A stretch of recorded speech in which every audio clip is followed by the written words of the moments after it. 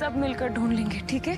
बिल्कुल भी चिंता मत करना। कहानी की शुरुआत होती है अस्पताल से, जहां साइबर क्राइम ऑफिसर परशुराम जिंदगी और मौत के बीच जंग लड़ रहा है। डॉक्टर उसकी जान बचाने की पूरी कोशिश कर रहे हैं, लेकिन उसकी हालत अभी भी बेहद नाजुक बनी हुई है। अस्पताल के बाहर पुलिस अधिकारी और मीडिया की भीड़ जमा है, क्योंकि ये मामला किसी आम इंसान का नहीं, बल्कि एक ईमानदार साइबर क्राइम अधिकारी का है। सबसे बड़ा झटका तब लगता है जब पता चलता है कि परशुराम को गोली किसी अपराधी ने नहीं, बल्कि उसकी अपनी पत्नी ने मारी है। ये खबर सुनकर पूरा शहर हैरान रह जाता है। किसी को भी विश्वास नहीं हो रहा कि जो पत्नी हमेशा अपने पति के साथ खड़ी रहती थी, वही उसकी जान लेने की कोशिश कर सकती है। दूसरी तरफ पुलिस परशुराम की पत्नी को गिरफ्तार करके जेल ले जा रही है। उसकी आंखों में आंसू हैं, लेकिन वो लगातार एक ही बात दोहरा रही है कि उसने जो किया, उसके पीछे एक बहुत बड़ा सच छिपा है। पुलिस उसकी एक भी बात सुनने को तैयार नहीं है, क्योंकि सारे सबूत उसी के खिलाफ दिखाई दे रहे हैं।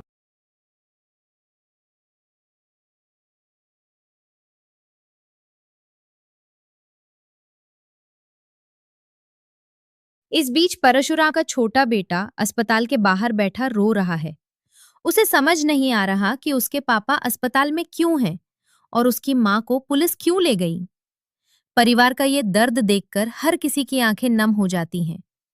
उधर जांच शुरू होती है तो पुलिस को कुछ ऐसे सुराग मिलते हैं जो पूरे मामले को और भी रहस्यमय बना देते हैं। पता चलता है कि परशुराम पिछले कई महीनों से एक बड़े साइबर क्राइम गैंग के पीछे पड़ा हुआ था। ये गैंग करोड़ों रुपए की ऑनलाइन ठगी, बैंक फ्रॉड और डेटा चोरी जैसे अपराधों में शामिल था। जांच के दौरान एक चौंकाने वाली जानकारी सामने आती है।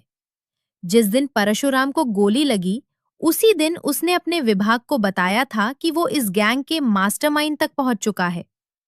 लेकिन इससे पहले कि वो पूरी सच्चाई दुनिया के सामने ला पाता, उस पर हमला हो गया।